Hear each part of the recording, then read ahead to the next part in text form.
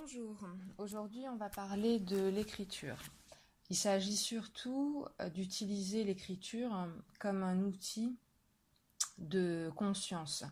C'est-à-dire que lorsqu'on écrit nos ressentis, nos émotions, ce qui nous traverse lors d'un événement qui peut être perturbateur, déstabilisant, conflictuel, voire douloureux. Écrire ce qui nous traverse l'esprit, ce qui nous traverse le corps, ce qui se passe en termes de sensations et de ressentis, c'est une opportunité, une fois que l'on se relie, de pouvoir avoir un effet miroir et donc de prise de conscience.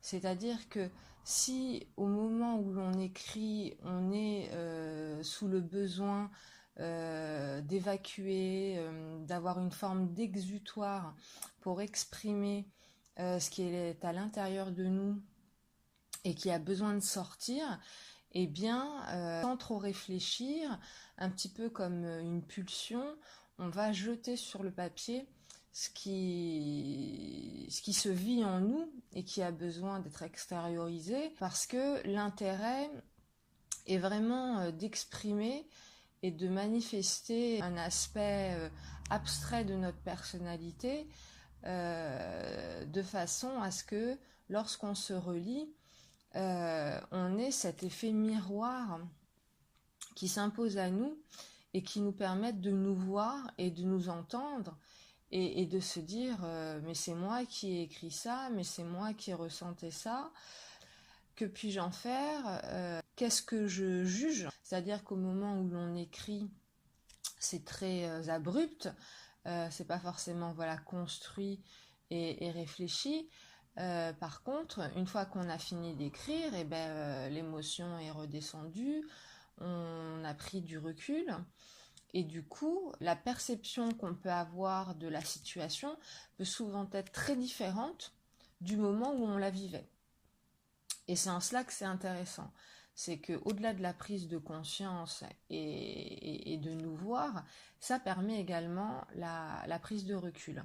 Et la prise de recul, c'est quoi? C'est une façon de se détacher de l'événement et donc de pouvoir l'observer avec un petit peu plus d'objectivité que sur le coup. Quand on est envahi par les émotions, on n'a pas forcément ou rarement le recul et le détachement nécessaire pour être en capacité donc de réfléchir, de temporiser, de se demander ce qu'on veut vraiment, qu'il s'agisse de pleurer, de crier, de s'en prendre à l'autre éventuellement.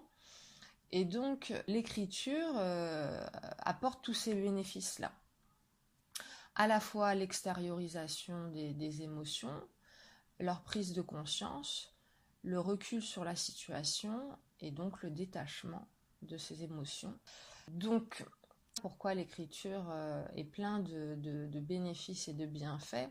C'est parce que de façon autonome, elle devient vraiment un outil de développement personnel pour vous connaître mieux et pour agir en conséquence face aux événements avec réflexion, discernement et tempérance, et non sous le coup des émotions, de la pulsion et des mécanismes psychiques automatiques.